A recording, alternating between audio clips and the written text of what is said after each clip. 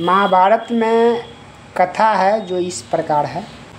राजा परीक्षित के समय उसके राज्य में बहुत सारी अप्रिय घटना होने लगी। राजा ने ज्योतिषियों से कारण जाना।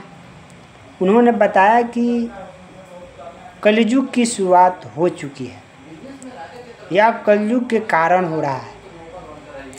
राजा ने पंडितों से समाधान पूछा तो बताया, हम कलयुग को कील देने बांध देने का अनुष्ठान जानते हैं। राजा परीक्षित ने सब सामग्री मंगवाकर कलयुग को समाप्त करने के उद्देश्य से एक अनुष्ठान करवाया। परीक्षित कलयुग परेशान हो गया। राजा परीक्षित से हाथ जोड़कर अपनी जिंदगी की भीख मांगी। कहा, मुझे भी कहीं जगह दे दो। राजा परीक्षित ने उसको इस शर्त पर छोड़ा कि तू इन स्थानों पर रहना। पहला, शराब सेवन करने वालों के पास। दूसरा, स्वर्ण अर्थात सोने की सामान पहनने वालों के पास। तीसरा, जुआ खेलने वालों के पास। चौथा, वेश्याओं के पास। एक दिन राजा परीक्षित शिकार करने के लिए बन गया। जंगल में गहरा चला गया, रास्ता भूल गया। राजा ने सिर के ऊपर स्वर्ण का मुकुट पहन रखा था। कलयुग मक्खी बनकर राजा के सोने के मुकुट पर बैठ गया। एक ऋषि साधना कर रहा था। राजा ने आवाज़ लगाई कि ऋषि जी, मैं मार्ग भूल गया हूँ, मुझे मार्ग बता।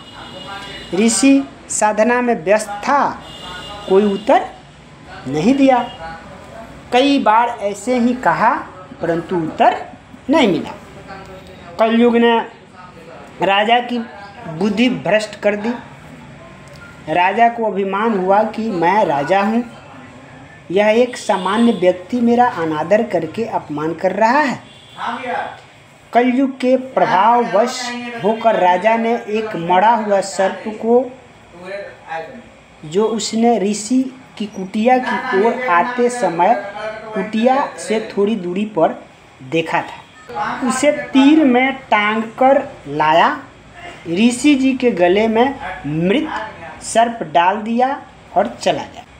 उस ऋषि के बच्चे जो खेलने दूर ऋषि के बच्चों के पास गया हुआ था, बताया कि उसके पिता के गले में राजा परीक्षित ने मृत सर्प डाला है।